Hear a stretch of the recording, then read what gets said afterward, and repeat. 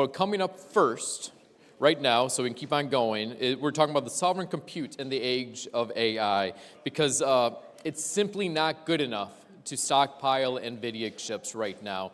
There has to be more to it. So we have tech journalist Mike Butcher here to lead the next panel. And joining Mike is Walter Goodwin, CEO of Fractile, and Will Blythe of Arondite. Bring him on up. Give him a round of applause.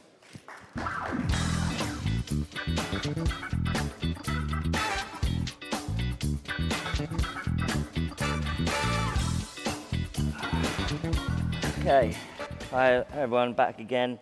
I was slightly tickled to see on the weekend that Axel Springer ran a conference at which Sam Altman from OpenAI appeared, and SAP, the big German tech company, did an announcement that OpenAI, an instance of OpenAI, would be running on SAP's servers, and this was lauded as AI sovereignty for Germany.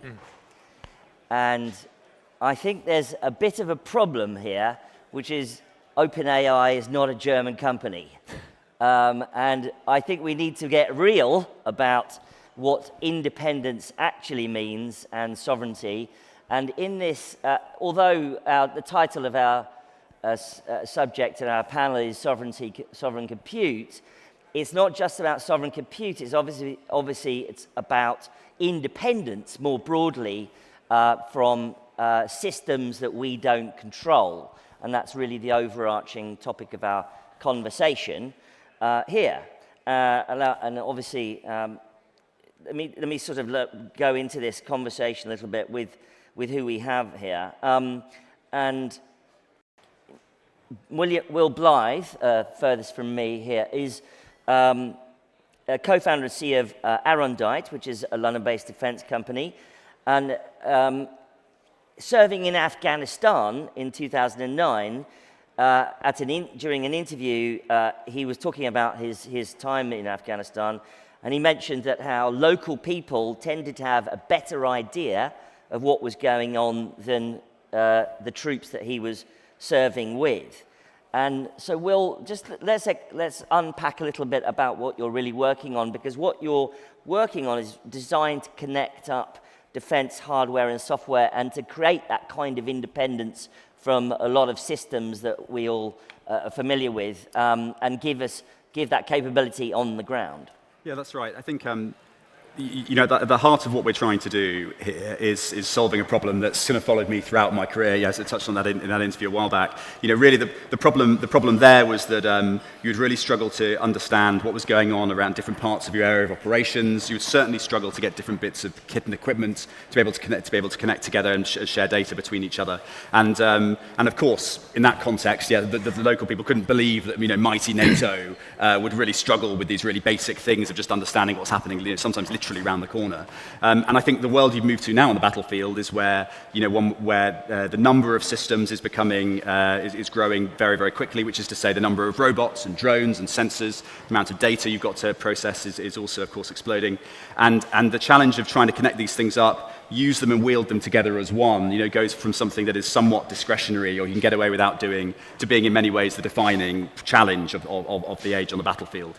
And your ability to rapidly integrate systems, disparate systems that weren't designed to be used together, and get them working together effectively also becomes then de facto like the institutional adaptation rate. It basically defines how fast defense can adapt in contact once the war starts as well. So that's what we're trying to solve as a company. And to what extent are you accessing generative AI systems, or are you coming at it more from a sort of traditional machine learning approach, or what is it? Yeah, you've got to do both. I think so we have a platform called Cobalt we can integrate assets into and integrate enterprise data into, and then it's a question of what are the actual workflows defense is trying to do. So clearly, if it's a battlefield intelligence, surveillance, reconnaissance kind of workflow, very, very different, although conceptually similar to something like an anti-submarine warfare kind of workflow. So it depends how you want to configure it, because it's certainly agentic approaches and traditional computer vision approaches, sensor fusion, AI for sensor fusion,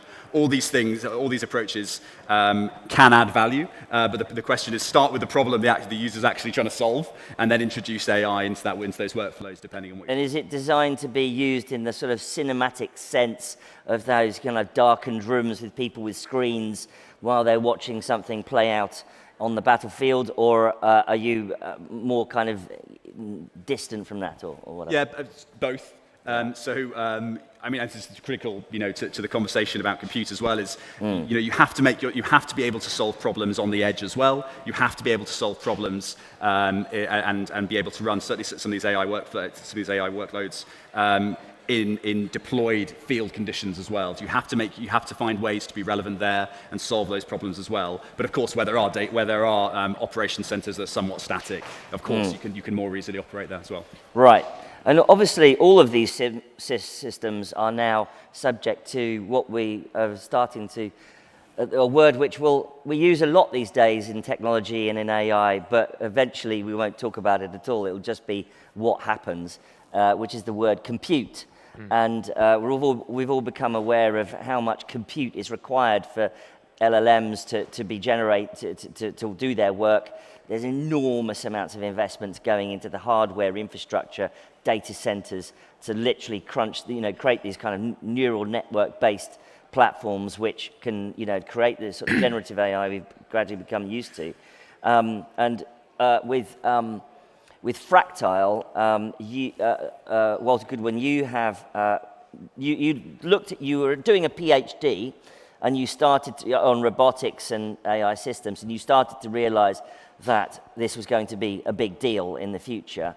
But now Fractile, you're doing this something called, without wanting to blind everyone with science, but you're looking at this part of AI called inference, which is the actual heavy workload which you need there right now to solve that problem. And do you perhaps, for the benefit of the audience, perhaps if you could just give a high-level explanation about the difference between, say, an Nvidia, which we're all familiar with, and now they're kind of, I call it like using an American muscle car versus a small, nippy European runabout to some extent. But just give us that kind of impression about where you're coming from in the ecosystem and how you want to insert yourself into this whole conversation. Yeah, I mean, I think the story starts with this shift that we've seen in the last kind of 3 years towards this world where AI deployment is causing the kind of single biggest infrastructure build out possibly ever. Half of all the electricity coming online in the United States today is going to data centers for running AI workloads. And I think the big shift that we lent into at Fractile, and we've been building silicon and systems to solve since then, is that as we shift from a world where, when we think about compute for AI, we're thinking mostly about training these models. For about a decade, AI was quite a kind of artisanal thing, where you would train different models for different applications. Some of these would be at the edge, vision and language. What we have today is a much more consolidated kind of paradigm, where at any given moment we have a few leading foundation models trained at relatively vast expense, trained on Nvidia systems. But actually the big kind of engine of economic output, the big battleground, is how we then take these and deploy them to billions of users in trillions of interactions essentially every year. And to have sort of one statistic to anchor this, we often measure inference in tokens, the number of words, for instance, that have been processed by these models. This month, the world processed 50 times as many tokens as we did just 12 months ago. So we have this kind of extraordinary exponential in inference compute demand. And the big thing that we've seen as a huge opportunity, both technically but also kind of strategically, to challenge the incumbent. And I think it is important to point out there is one company that holds more than 95% of the kind of total AI compute deployed, and it's Nvidia, the US chip company. The big angle with inference is suddenly we have two things that matter. You still care about this kind of raw throughput, the kind of heavy shipping essentially capability of a GPU from Nvidia. But with inference, you suddenly care also about speed. You're actually serving these systems in real time to people. And what we've seen is almost all of the economically valuable applications have some kind of speed requirement, and that's where these GPUs fall down. So they were very effective in a world where we were training models, and the game was you have a data center, you have 3 months, and you're trying to build the best possible model with that compute. Now we have a different axis, and Nvidia completely falls down there. So that's sort of where we've seen. Isn't the problem, just briefly, isn't the problem that you are, you don't have the timeline Nvidia has? I mean, what sort of time are you working on? A kind of an 18-month time, a 2-year window to get up and running? What is it? Yeah, I mean, 6 years? no, it's much faster than that. So we've actually taped out silicon. We've done test chips at Fractile. We're doing our first full product next year. Taping out next year. So one of the things that I think is, I think sometimes a confusion in the silicon world is, when we think, especially in a conversation about kind of sovereign capability and resilience, we often think about building a chip industry as, having to start by, building foundries, building silicon fabs. That is a kind of multi-decadal project. The joy of kind of chip design is actually, it is a big complex stack. It does require a very talented team. But we can operate on that same kind of cadence as Nvidia. And actually the pace of change in what these models require, the pace of change in just how much compute is being built out means everything is kind of still to come. Today's build out is basically the flat part of the exponential curve. Right. Well, you've raised $21 million so far, Fractile. With Arondite, you've raised 7.5 million pounds so far, and was it 9? I can't remember which one it is. But anyway, you're both raised money. You're both on your way. You've got people like both of you have got big recognized VCs involved in your projects. But let's talk about lock-in, because in a way that's what unites both of you. You're trying to get out of the lock-in that some of these systems are being built. So for instance, in a way you've got the Andurils of this world really trying to lock everyone into Anduril. You're trying to break us out of the Nvidia monopoly. To what extent, to both of you, how possible is it to get both, eventual independence and of course thus sovereignty, and get out of the lock-in that a lot of these systems are putting us into? Yeah, I think these things are not totally mutually exclusive. So I think it's the way I see it is about creating options, for the state. I think, by the way, like the problems we're solving on the battlefield and for defence, the speed with which you can run these workflows against some of the you can ingest data, run the inference on the edge, and get the workflow moving on to the next step. Like, it's absolutely critical. Like, so you have to have innovation in this space. It is where where the vast amount of economic output is created, and it's where massive amounts of value adds created. It's absolutely critical. And I think for defence and for the government, really what it's about is having, the first step is like have an opinion on which bits of the stack you kind of want to see where. So defense, I think if someone's starting a steel mill or a tank production line, I think defense instinctively has a sense of how it wants to react to that and how the relationship it might have with those companies doing those things, and how that would fit into the overall supply chain, overall value chain within the economy. I think we're still at the point, I think, where there isn't enough touch on how important it is to have which bits of the stack available to you through allies, available to you on an assured basis, even in wartime, and ones where, in the case of a very large-scale conflict, would still be absolutely assured because they're being delivered on our territory. So you've got to have a view, and then you can have an industrial policy to support that view. I think in terms of lock-in, we're not. We don't really think of it like that. What we're trying to do is help defence be able to take the best-in-class systems it wants to use anyway to solve problems it wants to use, and then be able to get that totality of systems to be able to be used together. But also anticipating that you're going to want to swap out some systems and swap new ones in when they become available. And you can see this in Ukraine all the time. And so we're not ecosystem. If anything, we want to join up those ecosystems so that defence might want to go all in on on a particular ecosystem from a particular company to do a particular sensor effector loop or something. That's completely fine. But it probably wants to also have that joined up with other data feeds and other sensors that surround it. So that's kind of how we think. I think the really interesting thing there about like an ecosystem is in some ways, when we think about building any sovereign capability, I think your first goal is sort of resilience, being able to ensure that we have some additional source of something that we need. Maybe the second is, as you mentioned, Mike, kind of independence, being able to entirely fill our own needs with that. But I think the North Star, and I would say this is absolutely the North Star for us in compute, is actually leverage. It's ensuring that not just you are independent from somebody else's part of a stack you require, but they desperately require the component that you're building in order for their stack to work. And I think, that's something which we saw a couple of weeks ago with the US-UK trade visits. It was an Nvidia show. Keir Starmer had to get a taxi up to King's Cross to join Jensen Huang on stage and help him sell his GPUs. We want to have that level of leverage where we have a technology so valuable and so in demand that actually we're able to get other things that we want from other countries that we depend upon.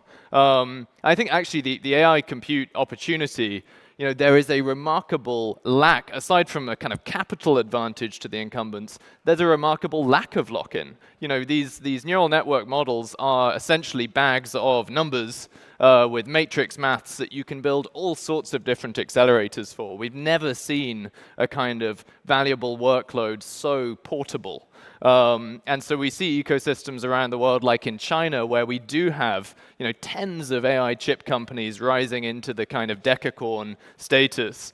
We don't have quite such a kind of robust set of kind of leverage, I guess, in the West. Yeah, I think it's as ever with these, our great strength in the West, should lie in our ability to form these international partnerships, to collaborate, to make the most of our alliances and what they can offer, and to access the capital markets that we have as well to fund it, to be able to fund our innovation. But so I don't think it. Sometimes these things are presented as like a zero-sum thing between by promoting innovation, we're somehow shutting out all the great innovation that Nvidia is producing. It's obviously not the case at all. I think just what you must have is you mustn't kid yourself about what is sovereign, under what circumstances you might be able to assure access to a value chain, and when actually under certain circumstances in the future that might not be available to you. But talking slightly brass tacks, a few months ago, people were talking about F-35 kill switches and things like that. And now it's all kumbaya with Nvidia and Trump's visit. Your system wants to be able to talk to all of those other systems. And so you're saying that there's no incentive to lock you out? No, I think there's all sorts of incentives across the defense market. Sometimes it's about locking people out from a technical perspective. Sometimes it's about protecting contracts and not letting other people in. The classic with established incumbents' power is with existing primes might be to somewhat theatrically play with smaller companies, but maybe not really intend to bring them in on some of the. So you see these sorts of behaviors. Some of them are deliberate. Some of them are actually unintentional. You see these things all the time. I think, to your point on the F-35 program, the relationship between the UK and Europe and the US remains as critical as ever. It's absolutely vital that we have the US, in my view, on side for well into the foreseeable future. But what we have to also generate our options on this side of the Atlantic, so that we can create policy-making space for ourselves in future decades, and part of that is creating leverage as well in certain ways. And Walter, do you think that with a company like yours that we'll be able to develop the kind of independent capability, which means we won't have to go cap in hand to OpenAI and run their software on a bunch of servers down in the basement kind of thing? Well, I've got lots of friends at OpenAI, and I think they're a great company. But I do think that if we look at Europe's attempts to build foundation models, foundation AI, we have somewhat lagged behind the United States. We've lagged behind China. I think there's a very interesting kind of late game play here in a way, which perhaps comes from trying to build that compute advantage. You know, if we look at actually the battleground again between these frontier labs and the open source AI models today, it's a much more kind of efficient market for ideas. You know, a lot of the talent has now diffused. A lot of the original talent, you know, is European. They may be in San Francisco today, but some of them are moving back. Actually, it's now a kind of almost an economical battleground. You know, it's can you serve tokens of a particular quality faster or cheaper than the next person? And so I think that would be my sort of you know, European frontier AI capability play would be to build it on top of a chip advantage. Right. Well, you've got 30 seconds each to put your asks out to the audience here. What do you want? What do you want? What do you need to make it happen? Go, Will. I want the UK and Europe to believe that they can and should be able to build industrial capacity and technological capacity in these critically important emerging areas of the stack, and not just cede those to other geographies. Right. Yeah, I think I want an awareness of the level of velocity we need in order to you know, play in this game. We do have a once-in-a-lifetime opportunity, but this is a question of kind of sovereign capability, and the build-out is happening over the next 2 years. So we do need to act now to seize this. So let's not make the decisions in 2 years. Let's make them now. Very good. Right. Thank you to our panelists. Thanks very much. Right.